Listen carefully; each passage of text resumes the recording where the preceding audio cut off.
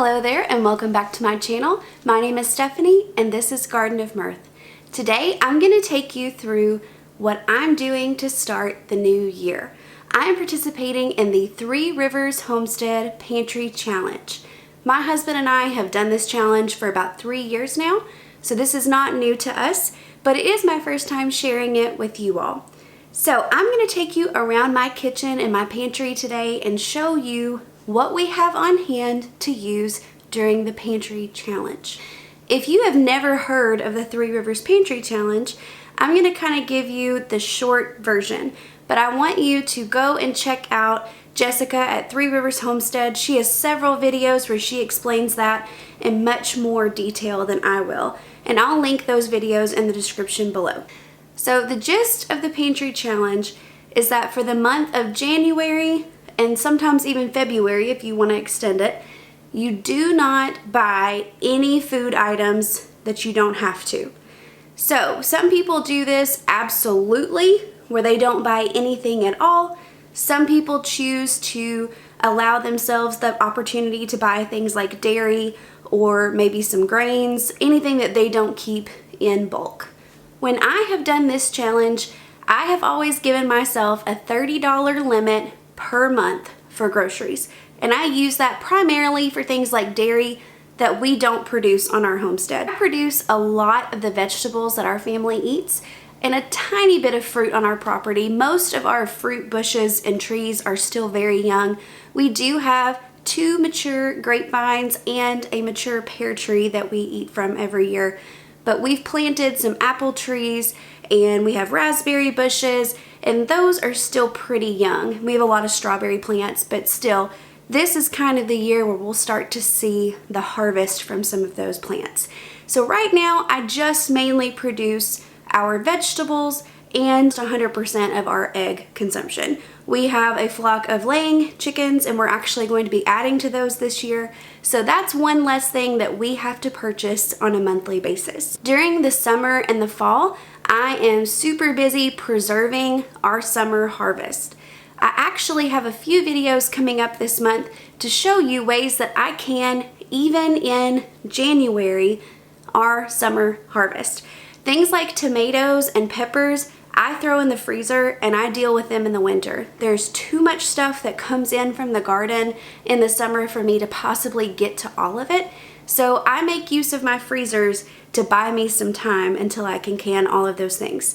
So I will be pulling from not only our dry goods pantry, things that we bought from the store, but also our freezers, which are full of our produce and meat. We are still finishing up a half hog and half cow that we bought actually a couple years ago.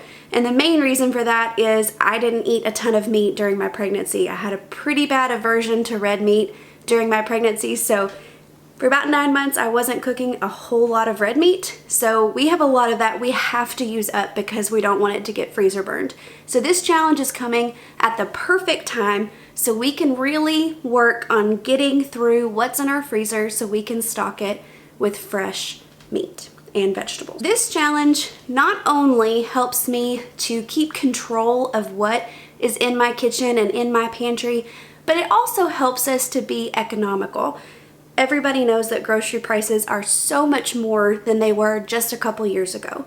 So making sure that I don't let things go bad in my pantry just helps us all the way around with space and with money. Throughout the Three Rivers Pantry Challenge, I will be posting weekly videos showing what we ate from our pantry. Anything that I have to purchase, I'll be showing you. I'm not starting with a ton of excess dairy, so I know for sure my $30 that I'm allowing our family for the month of January, and then I'll allow another $30 for February, that's primarily going to be spent on dairy. Now, if we have some kind of extenuating circumstance, of course, we'll break the challenge and we'll add whatever it is that we need. But I'm pretty confident that we can do well for January and February on just $30 a month. That's what we've done in the past, and right now our little girl doesn't eat enough to add much to our budget, and she can eat a lot of things that we do.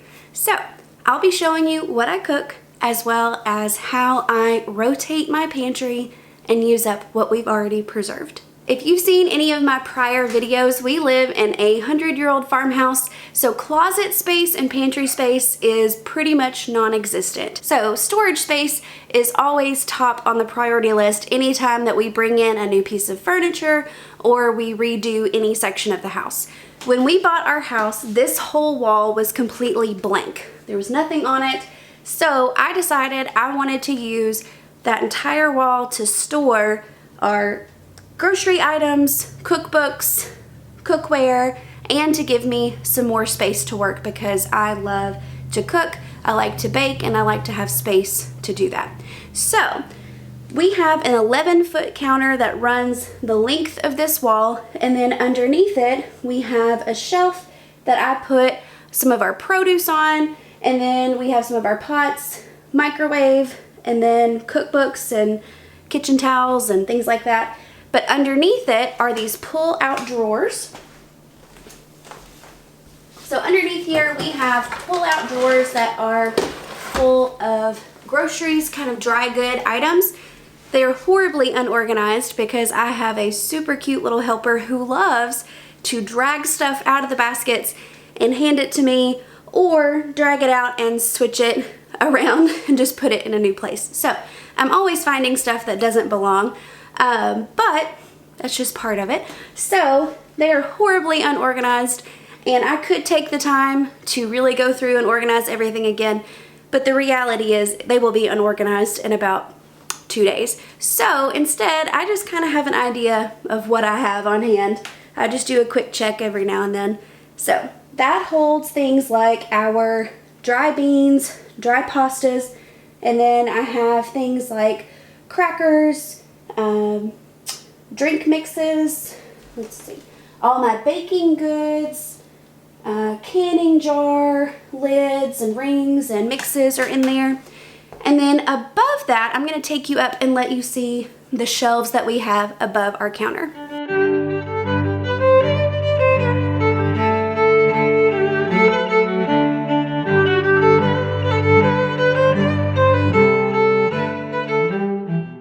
All of these mason jars that are full of dry goods. So I do have these organized a little bit more. So this section is baking goods, so things like cocoa powder, honey, vanilla, salt. I've got chocolate chips behind there.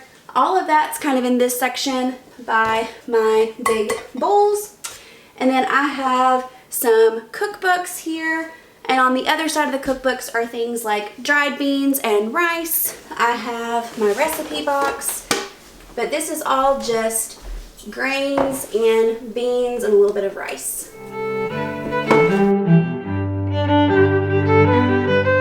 Over on this side, I have a basket that holds my rolling pin and specialty baking items like pie weights, different things like that.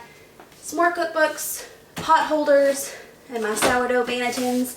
And then over here is all of my flours, oats, that's actually dehydrated sourdough starter, cornmeal, all-purpose flour, self-rising, and then I actually do have one extra thing of rice that should be over there. But we have basically our flours, our sweet baking items, and then our beans and kind of assorted grains. I have some quinoa, barley, things like that.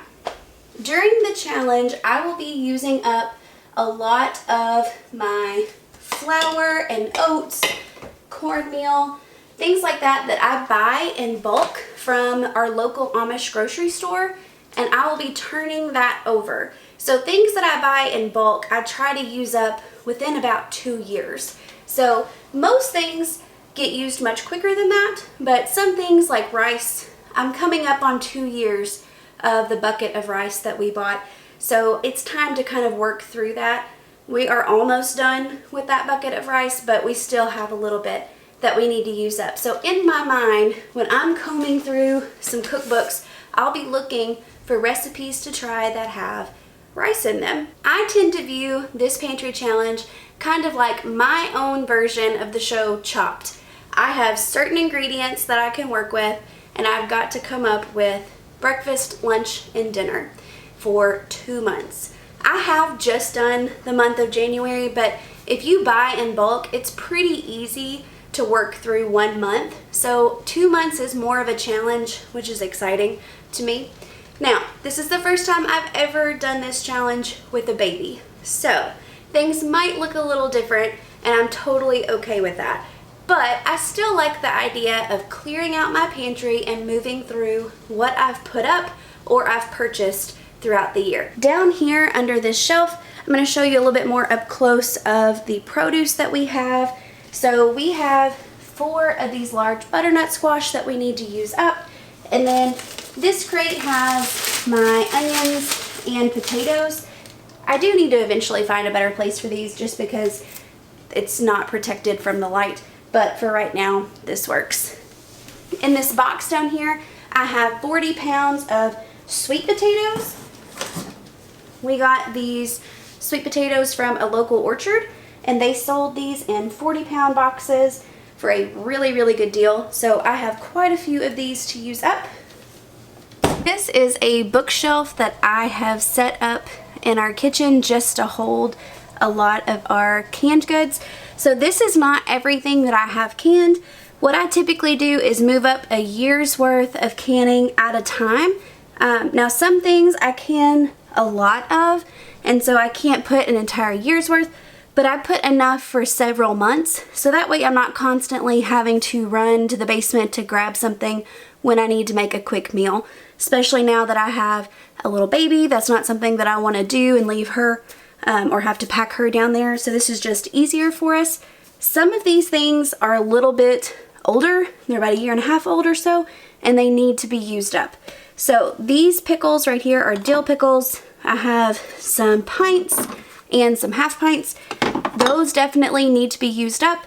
They're kind of getting a little bit older. We didn't love this recipe, which is why they're still hanging around. This is another thing that I love about the pantry challenge, is I can kind of see if something is still hanging around after a year, we probably didn't love it.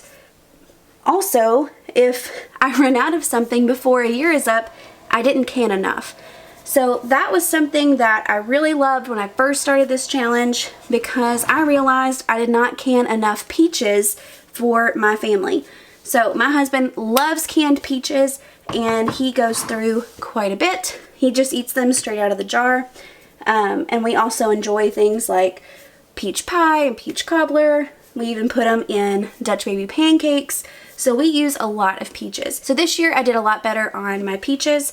Years past I've always ran out, and when it came time for the pantry challenge, I made a note that the next summer I needed to can more. These pickles are our absolute favorite. This is my Aunt Pat's recipe.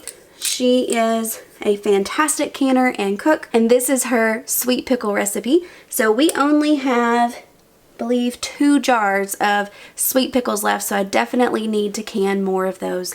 This is a spiced peach sauce. This is high on my list to be used up. This was supposed to be peach butter when I canned peach butter 2 years ago, almost. It's been about 1.5 years. And it did not thicken like it should. It just was a little bit more watery. It's perfectly safe to eat. I canned it perfectly, so no issue with safety. It just didn't set up, so it's much thinner, so we just called it a peach sauce, but it's spiced with cinnamon and I think maybe a little clove and nutmeg. So this would be good, I think, on top of things like ice cream or as a syrup on pancakes. We'll find some way to use this during the challenge.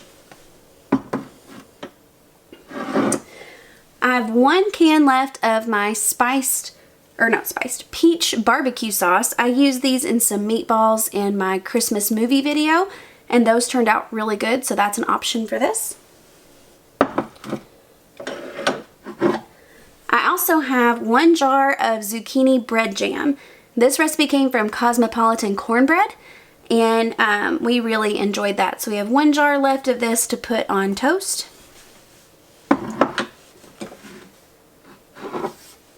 I have several jars of strawberry preserves still down in the basement, but I have a couple jars up here. We enjoy these on biscuits, and we've even mixed strawberry preserves and peach to make a really nice strawberry peach cobbler, so that's another idea for this. have a couple jars of sweet pickled banana peppers. You can use those on sandwiches or pizzas or in some kind of like chicken salad, tuna salad.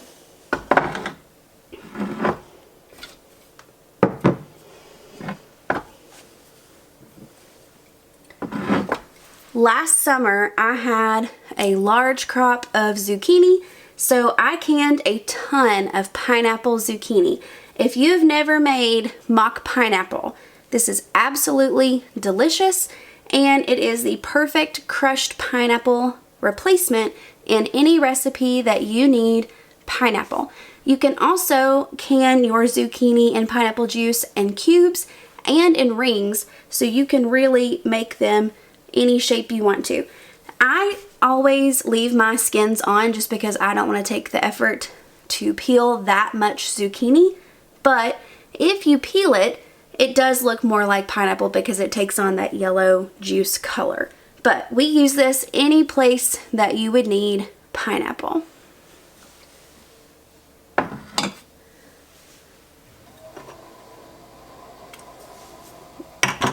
I have some more pickles, pickled onions down there, and then I have a few jars of tomato juice that need to be used up. I have some just straight pineapple juice that I've canned that we need to use. This is good as your liquid level in sweet potato casserole, so we might do that. And then I have a ton of salsa verde. I canned this not last summer, summer before, so this definitely needs to be used up. I have 5 jars of salsa verde that definitely needs to be used. So we'll have to find some recipes. And this also is a signal to me that maybe we don't need to can this much, or maybe even not can this recipe at all, because we're not going through it and we're using up jar space. This was another canning venture that I don't find worthwhile. I canned some ground beef. It does look really pink, but it's completely cooked. I pressure canned, I believe it was 10 pounds of ground beef from the half beef that we had butchered, and it's okay. I don't really like the texture of the canned beef, nor do I really like the flavor. It kind of tastes like metallic almost. And I've heard some people say that they love it. I've heard some people say they hate it, and I just don't think that we're in the love it camp. I have made some okay recipes with it, but honestly the texture kind of reminds me of like dog food, so it's just not my favorite. We only have 2 jars left of this, so maybe we'll find some way to use this. I think that the idea of canned meat is great, and maybe if you had like seasoned taco beef, that would be good to have. I love the convenience of being able to pop open a jar and have a meat ready to go, because I'm the world's worst about forgetting to thaw out meat. But this just was not a win for us, so maybe I'll try like a tiny batch of taco beef or something sometime. But if you have a way that you like to use this, or a way that you can beef, drop that in the comments. I would love to know. We are down to 1 jar left of apple pie filling. We did this together this year. I did a tiny batch. I think I had 4 of these quarts. So I took a couple pies to some family events, and now we have 1 jar left. I do, however, have a whole bushel of apples in the fridge downstairs that I need to use, so maybe we'll make some more.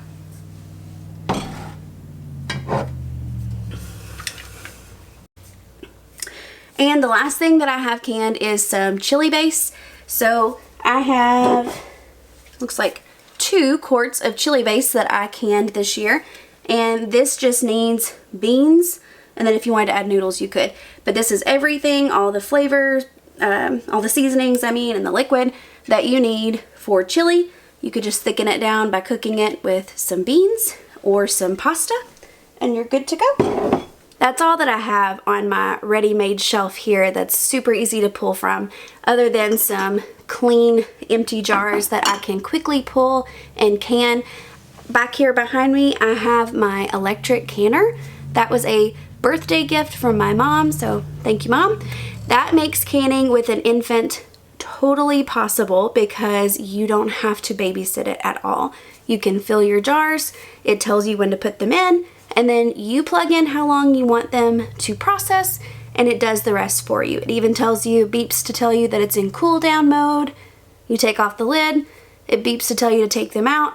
It is completely plug and play. So this, if you are a mama or just somebody who's busy and wants to make small batches on the go, is a great option for pressure canning or just regular water bath canning. I'll link put a link to that in the description box below.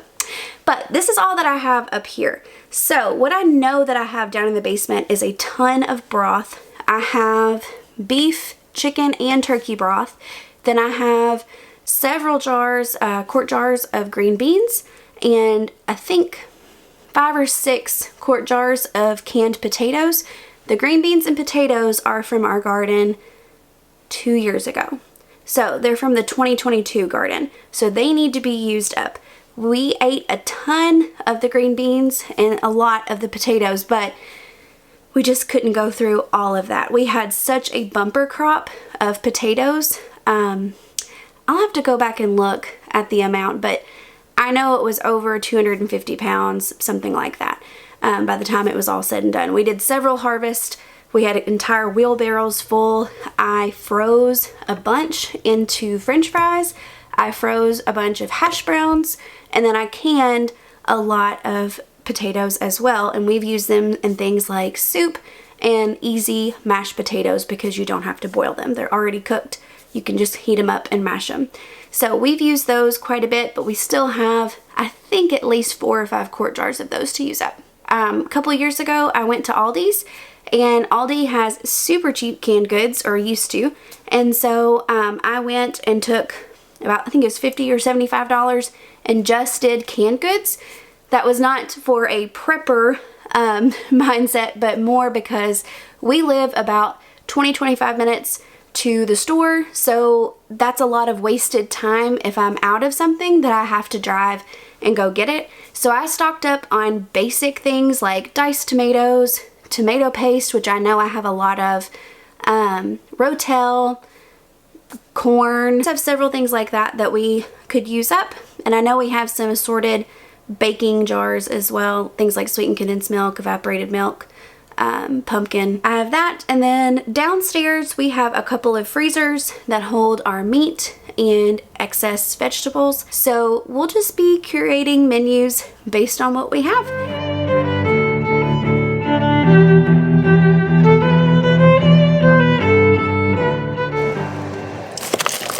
This is some corn that we put up. One of my sister's friends was super nice to bless us with some extra corn, so we put up this absolutely delicious peaches and cream corn, but that needs to be used up.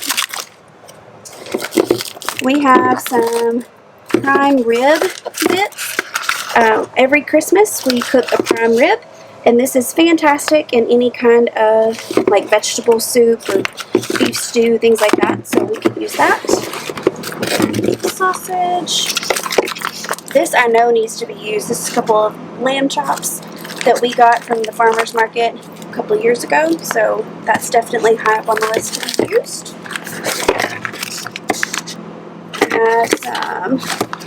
I think that's more lamb chop. Yep, more lamb chops.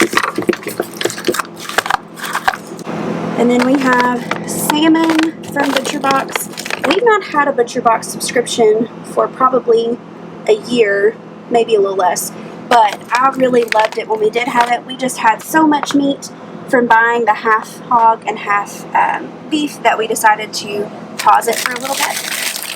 I have some celery. The section on the freezer bags has kind of started to give, so they're getting freezer burned. Those smoked hops need to be used really soon. We use those in pinto beans. Hopefully they're not too freezer burned. Got some extra yeast. corn on the cob, some more cream corn. Let's see. More smoked hogs. Yeah, you can tell those are still great. No fear of freezer burn.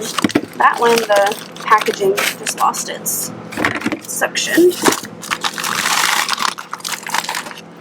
I totally forgot about this. This is like hide and go seek.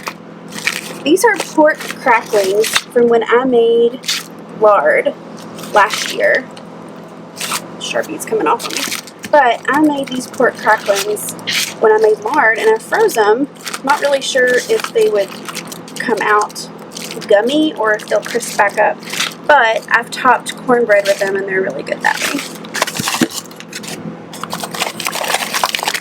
I guess we can make hogs in here, maybe some ham steaks. Yeah, got some ham steaks, and then I believe this is a pork shoulder.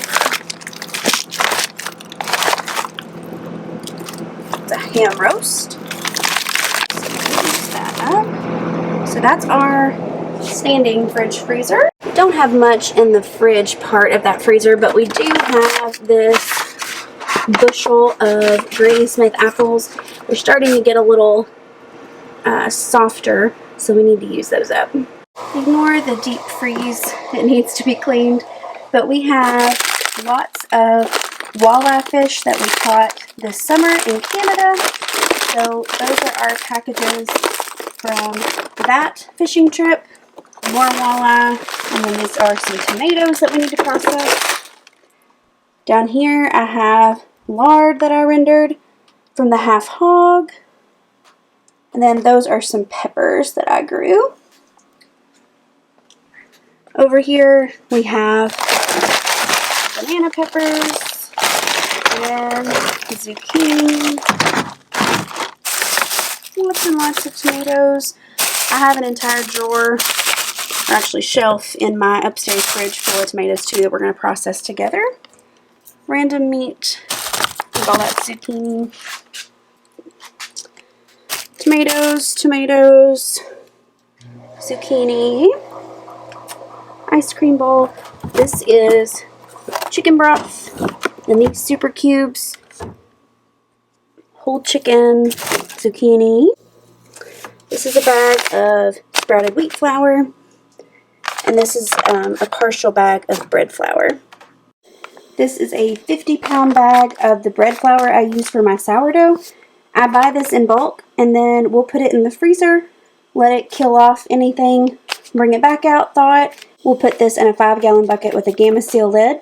I apologize for the sound down here. I'm right beside our hot water heater and our furnace. This is our last freezer, and it is a jumbled mess.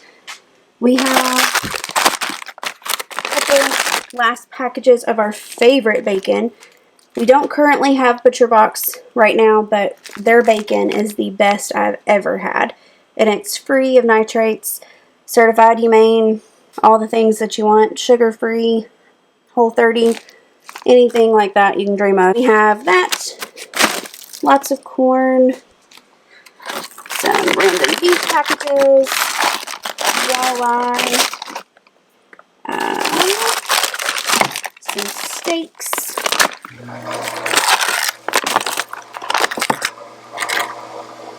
stew meat,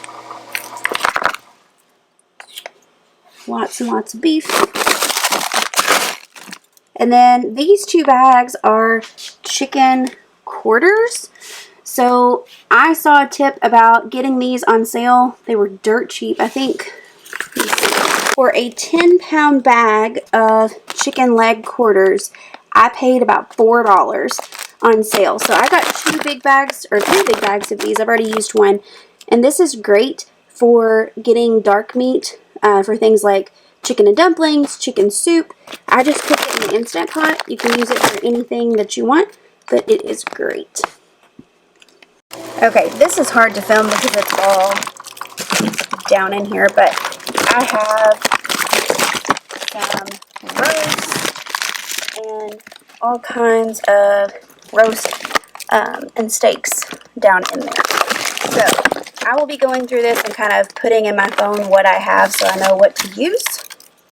I used to have all of my freezers organized, but we had a freezer unexpectedly have the door left open, so we caught things in time, but we weren't sure if the freezer had been left open or if it was not working at the time, so we had to quickly shuffle everything. This used to only have my fish and my chicken and vegetables in it, and then my stand-up freezer had all of my pork and my beef. It was organized, and then in that shuffle, everything got moved around, so I have some stuff in every freezer, little mix of beef, pork, chicken, fish, and veggies. So it's kind of a mess, but that's another perfect part of this challenge, is as I go through all of this, not only am I using it up, but I can also put it back where I want to keep it. If you also have a disorganized pantry or freezer, this challenge is for you. It's perfect. This is my upstairs freezer, and it is the last stop on the tour. Up here we just have some store-bought fruit smoothie packs, some peas for my daughter, lima beans. We have some, oh, that's my persimmon puree, pumpkin,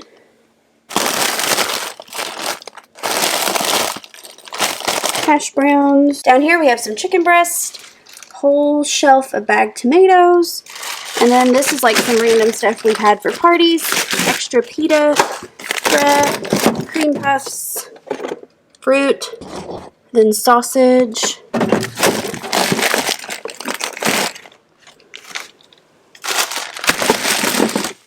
and then this final drawer. This is a prime rib end cap. It's good to throw in soup. Stir fry mix, peas, and then lots of blueberries we picked in Canada. Got some broccoli, and then there are a couple pie crusts. They need to be in a bag. My broth scraps, same there. Frozen bananas, cream cheese, block of cheddar cheese, carrots, and some bell peppers from this year's garden. That's all for this freezer. I hope you'll come along with us as we do the Three Rivers Pantry Challenge. Each week I will do a recap of what we made, and I'll show you kind of a quick shot of breakfast, lunch, and dinner, and any leftovers, things like that that we made. And I'll keep you updated on how we're doing as far as our $30 budget, whether we spent it all or sometimes came in under, let's hope. If you enjoy this type of content, I hope that you will subscribe to our YouTube channel. Comment down below if you are doing the challenge, or if you have any ideas on how to use up some of the items that I showed you today. I would love to hear your feedback and incorporate that into our menu. Until the next time, you can follow along on our blog, gardenofmirth.com, right here on our YouTube channel, and our Instagram, Garden of Mirth. Until next time, bye friends.